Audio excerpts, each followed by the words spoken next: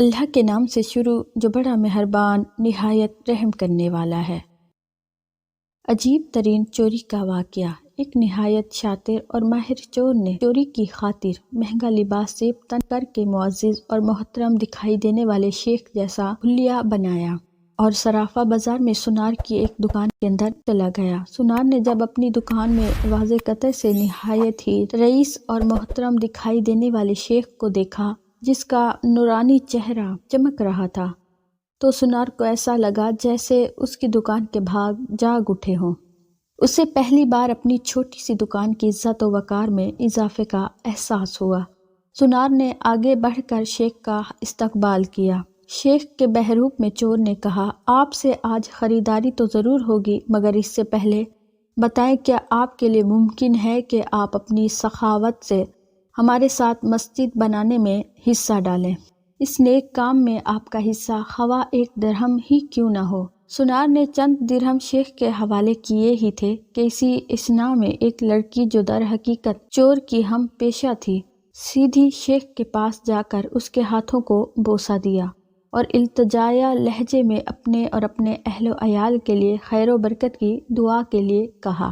Sonar نے جب یہ منظر دیکھا تو اس سے رہا نہ گیا اور معذرت خوانہ لہجے میں کہنے لگا، اے محترم شیخ، لا علمی کی معافی چاہتا ہوں، مگر میں نے آپ کو پہچانا نہیں ہے۔ لڑکی نے یہ سن کر تعجب کا اظہار کیا اور سونار سے مخاطب ہو کر کہنے لگی، تم کیسے بد نصیب انسان ہو، برکت، علم، فضل اور رزق کا سبب خود چل کر تمہارے پاس آ گیا ہے اور تم اسے پہچاننے سے قاصر ہو۔ لڑکی نے شیخ کی طرف اشارہ کرتے ہوئے کہا کہ یہ فلاں علاقے کے مشہور و معروف شیخ ہیں جنہیں خدا نے کثرت علم، دولت کی فراوانی اور ہر قسم کی دنیاوی نعمتوں سے مالا مال کر رکھا ہے۔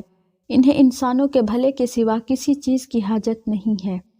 لوگ ان کی ایک جھلک دیکھنے کے لیے بےتاب رہتے ہیں۔ سونار نے شیخ سے معافی مانگتے ہوئے کہا کہ شیخ صاحب، میرا سارا وقت اس دکان میں گزرتا ہے اور باہر کی دنیا سے بے خبر رہتا ہوں، اس لیے اپنی جہالت کی وجہ سے آپ جیسی برگزیدہ ہستی کو نہ پہچان پایا۔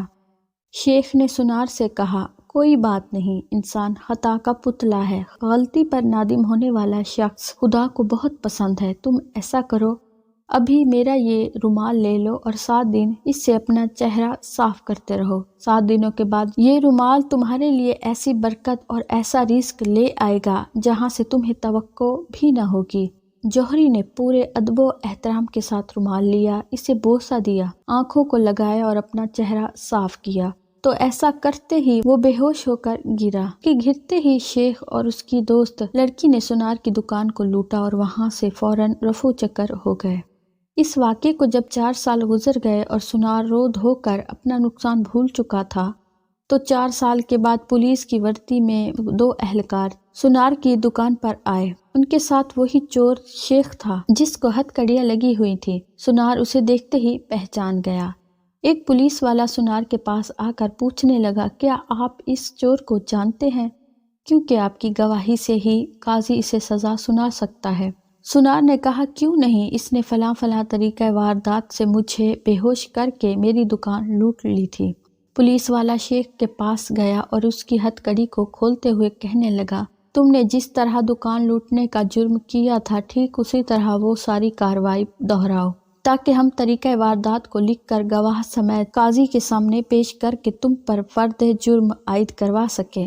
شیخ نے بتایا کہ میں اس طرح داخل ہوا اور یہ کہا اور میری مددگار لڑکی آئی، اس نے فلاں فلاں بات کی، پھر میں نے رومال نکال کر دکاندار کو دیا۔ پولیس والے نے جیب سے ایک رومال نکال کر شیخ کو تھمایا۔ شیخ نے سونار کے پاس جا کر اسی طریقے سے اسے رومال پیش کیا تو پولیس والا سونار سے کہنے لگا، جناب آپ بالکل ٹھیک اسی طریقے سے رومال کو چہرے پر پھیریں جیسے اس دن پھیرا تھا۔ سونار نے ایسا ہی کیا اور وہ پھر سے بے ہوش ہو گیا۔